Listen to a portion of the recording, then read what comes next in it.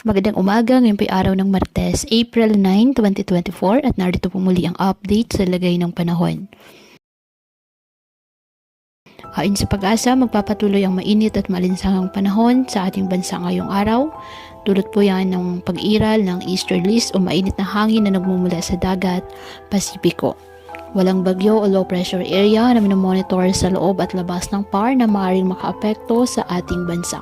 Bukod naman sa mainit na temperatura, magdadala rin po ng mga panandaliang ulan ang nasabing easterlies. Ngayong araw, makakaasa pa rin ng mainit at malinsangang panahon ang malaking bahagi ng ating bansa. Maliban na lamang po sa tsansa ng mga localized thunderstorms, kaya posible pa rin po ang bahagyang maulap hanggang sa maulap na kalangitan. Kaya patuloy pa rin po natin na pinag-iingat ang ating mga kababayan sa banta pa rin ng mga pagbaha at pagguho ng lupa, lalo na kapag may malalakas na ulan.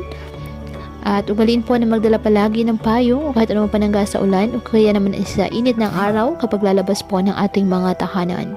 At yan po muna ang update sa lagay ng panahon ngayong araw. Muli patuloy po tayo na mag-ingat at palaging tandaan, God loves you. Stay